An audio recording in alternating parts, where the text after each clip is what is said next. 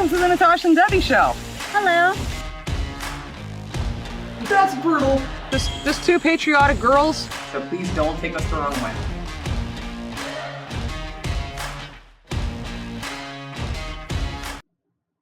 Look it up. I'll look it up. Now what am I to do? Just ask it. What color is a kumquat? Exhibit A. You are right. I told you, I'm a kumquat. It's the dirtiest name for a fruit. I've never had a kumquat, have you? It feels wrong to say it. Hi, everybody. So if you didn't know, we were having a discussion about what color is this? When did you turn on record button? Seriously? I thought we were starting, so I started recording before we decided to find out what color is a kumquat. So now we know Natasha's shirt is kumquat colored. Hi, now everyone. you know too. Thought we'd share. Anyway, how are you all doing? I'm Debbie. And I'm a kumquat. Nice to meet you. Your face is red. No blushing. We're sharing with our friends. Sure.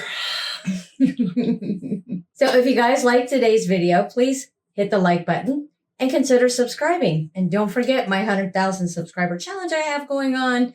If you want to get there by March 21st, my birthday. So what are we going to do today? We are going to look at the RNLI. Yes. Finally. This organization was brought up to us on a Facebook Live chat we did months ago. Mm-hmm. And we've been wanting to dive into some more charities and things like that in the UK. And this has been on our list forever. So we don't know anything about the RNLI except they are nonprofits. Yes.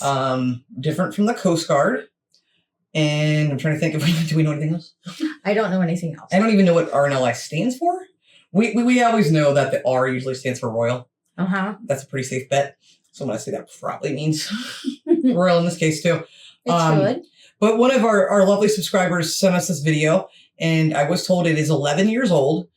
She said that it probably was the best one there is to show all the information out there that we could get. Anyway, that's not an hour-long documentary or so it kind of touches on everything that they do? Supposedly. So let's hope so. Okay. But we want to know more about the RNLI. That's hard to say. It is. And learn about it. And I'm sure you guys probably know all there is, but we don't. So let's find out. Yeah. So this is our step into checking out one of many amazing charities in the United Kingdom that we know you probably hold very dearly. So we're going to find out today. What is the RNLI? Let's go. Let's do it. Okay. One of the things that I love about the purpose of the RNLI is that it's so straightforward. It is to save lives at sea, a very, very clear mission. So in order to do that, it has a fleet of lifeboats around the coast of England, Scotland, Wales, and indeed the Republic of Ireland. Oh. And also more recently has a lifeguarding service on our beaches. Oh, okay. I like that motto. Yeah, my name's Rob. I'm a crew member at Poole Lifeboat Station. I've been a volunteer now on station for about 3 years. Within Poole Lifeboat Station, there's about 30 operational volunteers across the country, across Ireland as well. There's around 45 to 50,000 volunteers. Wow. Halfway between South Beach and Old Harry. Over. The RNLI is an independent charity that is set up and exists solely to save lives at sea through lifeboats or lifeguard services, but it's different from the Coast Guard, Her Majesty's Coast Guard, which is a government-funded organisation. Okay. But we work on behalf of, shall we say, the Coast Guard when they request our assistance. Okay. When the founder of the RNLI, Sir William Hillary, first got the organisation underway, he had hoped that the government would fund life-saving around our coastline, but in fact, unsurprisingly, the government said no. He decided that he would secure the money from the public, the general public. Mostly they did this through committees who would take on to organise events, but most particularly to organise collections.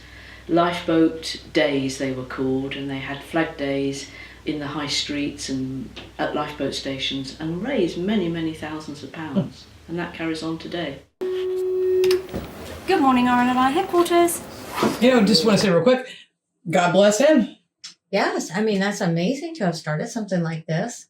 And see that it's funded by the public and through donations. Yeah. I mean, Debbie and I know from our own nonprofit how hard it is to do fundraising. Mm. It is hard work. Yes. And even harder, when you come up with something so important, and you go to the government and they say, nope. Most people would just say, and then my dream died, let's let it go. Right. Not this gentleman, not this hero. So this is already dear to our hearts. Yeah. And around roots. I think in the beginning they said 45 to 50,000 volunteers. 50,000 volunteers. That's amazing. Amazing. This is already super impressive.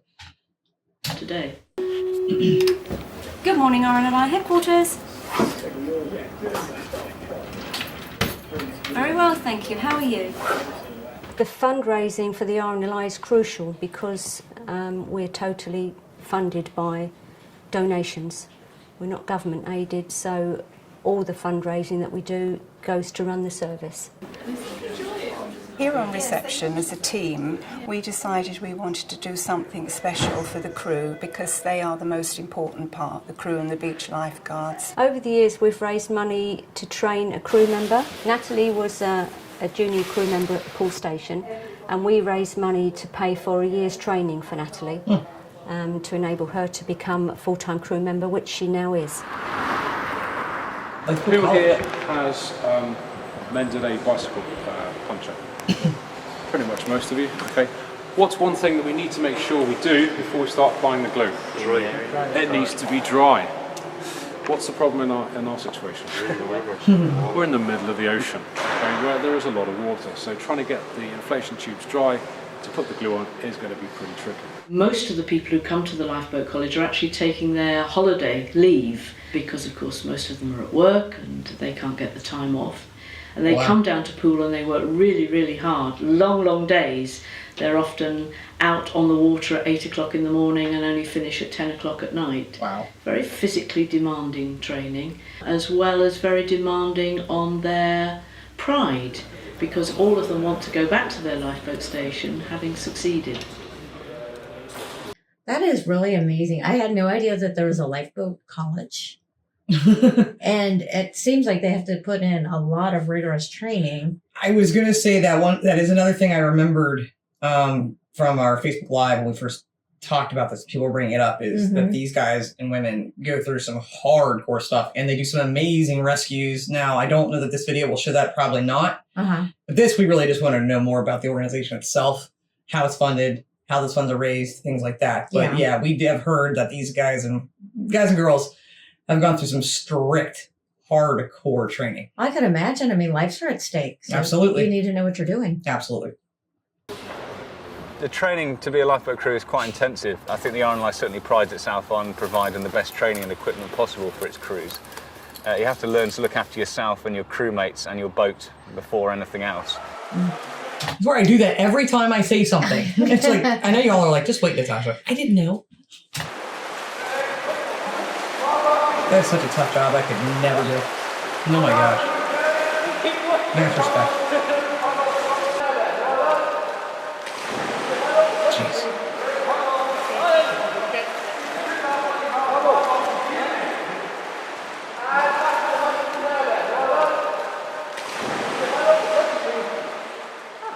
Okay, what we do with our crews that come here to train for sea survival is we take them through a step-by-step procedure, get them used to the environment they potentially might be in a real-life situation.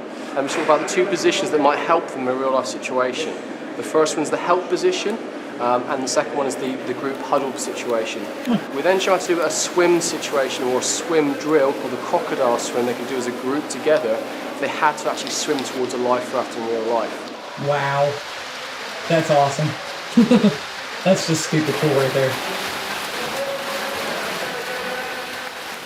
Once they do the swim situation, we then get them to go to a life raft and we get them to capsize and rewrite an upturned life raft. Okay. That in itself is very, very difficult because by that stage what they've done is they've jumped from a platform of 4 meters, which in itself is quite a scary prospect for some of them. And after that they'd have a fully inflated life jacket. It's very tough to be working in that environment with a big inflated life jacket for a start. At which point a low pressure system starts in the sea survival tank and waves come on and the weather starts to get a bit worse. We also lose lights as well and it starts to become dark at that stage. Yeah, and this is the part where I'm puking. I would be so Terrified? scared. Yeah. I mean, I'm an okay swimmer, but not great. Are you?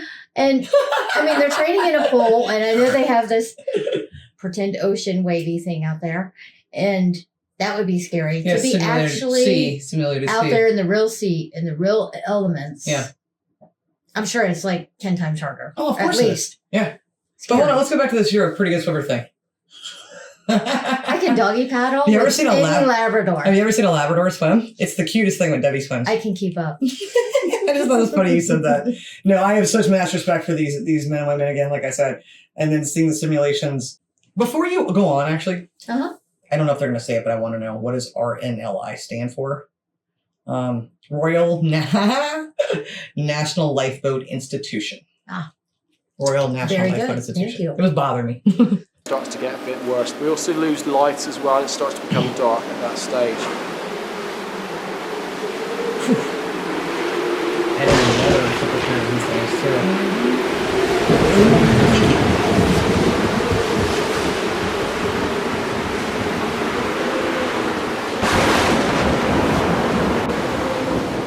From that point then, they have to get themselves from the water, wet, sodden, into the life raft. Once they're in the life raft and everyone's accounted for, they then start to do the life raft procedures.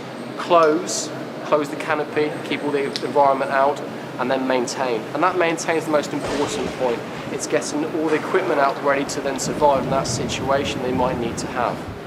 From there, it's things like keeping morale up by singing a song, doing whatever they can to survive by keeping lookouts.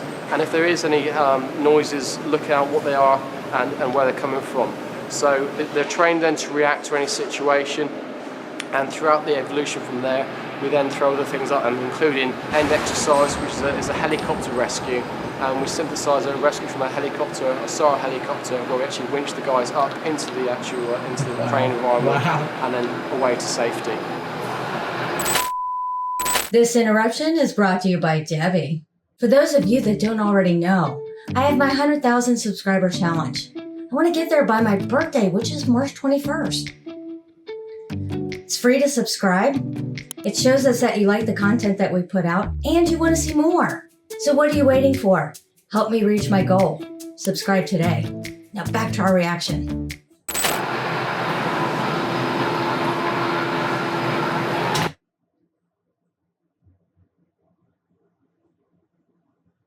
Sorry, that was weird. What? I just felt like our video was interrupted or something. That's weird. You didn't feel that? No. You didn't feel that? No, not at all. Okay, sorry. Back to the video. My bad.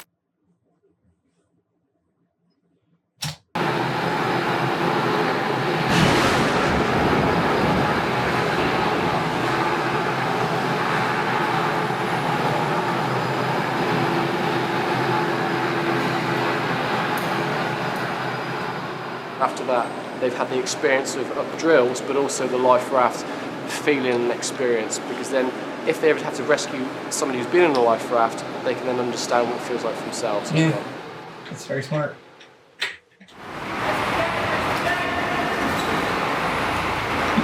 Just watching it makes me queasy. Sea survival training is really the first thing you learn, but the last thing you ever want to do. And you basically spend 2 hours looking after yourself and trying not to be sick. Exactly. The training can be quite strenuous depending who you are. So when I came on my course here, I was with a mixture of different guys. Some of them find it physically strenuous, some of them mentally, and some of them it's completely alien. The lifeboats are very advanced now, and there's a lot of things to remember. And remembering them I find quite tricky.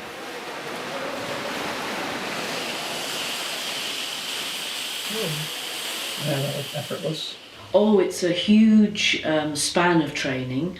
Obviously, because the people who come to our cruise come from all different walks in life, not from maritime professions, as used to be the case, we've got to teach them a lot of skill about boat handling. I have a question. I'm curious, is there an age gap? Or an age gap? Is there an age cutoff for how old you can be to start with the RNLI? True. and I'm sure you probably can't join unless you're at least 18, would be a guess. Yeah, what are the age requirements? Yeah, we'd like to know that. And then I'm sure you have to pass like a physical fitness test of some kind. I would think so. That's a lot of physicality going on there. Yeah, well, mental, like she said too, or he said.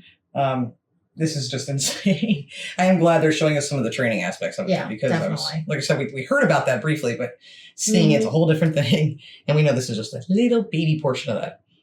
Right, master's background. We've got to teach them navigation. We've got to teach them sea survival, firefighting, first aid. A huge span of courses that we teach from the Lifeboat College, which of course is supplemented back at the lifeboat stations where they serve. There's a fireground training at the RNLI College, and that's basically there to teach how to fight fires on lifeboats. So they've got a simulator here, which looks like the inside of a boat's engine room and bridge, and they set fire to it when you're in it and fill it full of smoke and flood the bottom compartment. Some people find it quite scary, some people find it great fun, but all throughout it you're learning whichever way you do it. It certainly makes it's as realistic as you can get, basically, without being there for real. No, that was pretty realistic to me. Yeah. Is that a simulation? I don't know. No, that might be some real footage. Who knows? To start with, the first 6 months, it was quite scary. I used to be somebody who couldn't bear being woken up in the middle of the night by anything. So having a pager by your ear when it went off, you certainly knew about it. But yeah, I mean, there's countless situations where I still don't really know what I'm doing until I'm there doing it. But thankfully, we have a lot of experienced people there to help guide you along the way. But I actually got used to it quite quickly. You expect what it's going to be like before you join up, I guess, but once you've done it for a year or two, it kind of just becomes second nature. Wow, I would not say that. But that's impressive. I think in the last 3 years, just over 150 times I've been out on rescues. I say not all of them are rescues, quite often they're searches. I say we were called out last night just to search for some reported red flares. So the boat was out for about 2.5 hours without anything being found. So there's a lot of times we go out and there's nothing there at the end of the day. At any point, yeah, you can withdraw from the crew, you can become non-operational. Nobody wants that to happen because every lifeboat station has to have enough people of the right training, background and quality to enable the boat to go to sea and rescue people in the worst situations at any time. So you've got to also be mindful that what you do impacts on the station as well. Oh, that's if cool. A rescue or a situation did develop at that time. What was that? Were you wondering too? I know, I'm like what? That part looks like fun. What was that? Oh my god. It's like an amusement park ride. Yeah. I know it's not, but that was neat. Rescue people in the worst situations at any time, so you've got to also be mindful that what you do impacts on the station as well. If a rescue or a situation did develop at that time and somebody was to die as a result, I don't think anybody would be able to live with it really, so it's something we try not to do at all. I'd say if anyone thinks to be a volunteer for the RNLI or any of the other sort of search and rescue organisations, you have to really think that you have to understand that it has to become a way of life after a while, that you have to want to do it all the time, and that it can be as challenging and difficult and awkward as it can be rewarding. We have a lot of instances where we help people who perhaps could have helped themselves more, but that also has its own rewards because they tend to understand a little bit more about how they can look after themselves later on. So yeah, it's all give and take. But as long as you enjoy it and you've got something to give, that's the important thing. I just quickly had to pause myself listening to him, but I was just curious if I know a lot of nonprofits do get paid volunteers, right? Right. They don't. They really are volunteers. They really don't get paid. That's incredible. That's insane. It says they're not in competition with any other organization, too. I just wanted to know. And that's just maddening to me. And they have 349 lifeboats in the lifeboat fleet. And around the UK and Ireland, and 108 lifeboats in the relief fleet, which is just quite amazing. Yeah, to have built up that many boats and that much equipment, and then to have people actual volunteer to go through the training and then still volunteer their time to go out and work the stations. Yeah. Now, just having said that, then I go to the next website that says most of the members of its lifeboat crews are unpaid volunteers. So I'm going to go with they're not getting paid. Yeah. But I was just curious about that. And I wanted to see, too, if it was giving a number of like how many lives they've saved. Mm-hmm. And unfortunately, there isn't one there. But I just wanted that extra information. So I apologize. And you've got something to give. That's the important thing. That is a really cool training area. Oh, okay. That was that. Well, that's it. That was a nice little touch on it to give us a beginning of an idea. Certainly, just a lot more than we knew coming into this. Yeah, a taste of the training. I'm sure that's nothing near the training that they go through. I mean, it has to be drop in the water. Rigorous training. Yeah, and then, you and I, we're going to go on our own and look up some of those 2-minute episodes and things on YouTube to see what's not something we'll do for a reaction video. But we want to see on our own some of the saves and things like that. So like I said, I know there's plenty of those on YouTube. But we wanted to know, like I said, more about the organization, how they're funded, things like that. And I'm so impressed by the fact that, like I said, most, if not all of the members there are not paid. Yeah. I mean, come on. To give your life for someone else is just an amazing thing. So we applaud you, RNLI. That was super cool, super fun to learn about. If you enjoyed the video, please hit the like button. Consider subscribing to the channel. If we have anyone here watching that is a current member of the RNLI or has previously been in the RNLI, first of all, thank you. Yes, thank you. For what you've done and do. And let us know, please. We'd love to know. We'd love to thank you ourselves. Because that is just really neat. And I can only imagine that you guys would probably be very proud of that organization. I would imagine. I mean, how could you not be? Yeah, to have something like that in your country that goes out there every day to save people and help them. And even if it's just distress and they just need help with their boat or whatever it may be. Yeah. And we don't have anything like that. The Coast Guard is part of the military in the United States. And we don't have a nonprofit service aside from the U.S. Coast Guard. Right. So that's what we have. That's it. But I think that's really neat that you guys have the Coast Guard, but you also have the RNLI, which is so cool. And to hear, like I said before, a gentleman starting this, trying to get government funding, being said no. Get turned down. And for the perseverance that I don't think people understand if you've never had a nonprofit, how hard that is to hear the no and expect something so great. You have to go out and do it on your own. Yep. From the ground up and to know it's been going on this long. Yeah. Again, sorry, but I'm just impressed by all of it, even though that was just a short little taste. Yes. Hopefully we can look at a little bit more at some point. Yeah. I'm thankful for the video. Even though it's an older one, still seems pretty very helpful for us to learn. Absolutely it is. But this is just one stop along our journey to learning different charities about the United Kingdom that we will be doing from time to time. Hopefully you like that with us. Let us know what is your favorite charity in the comments. Yes. And, maybe we'll take a look at that one. Who knows? But as always, guys, thank you so much for watching. We hope that you did enjoy this episode. It was riveting to me. It was amazing. Yeah. It was great to see. I love seeing people, give of themselves to others. It's amazing. And what a tough job.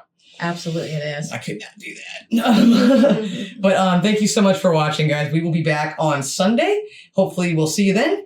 And as always, love like jazz. Be as strong as Tyson. Bye. Bye.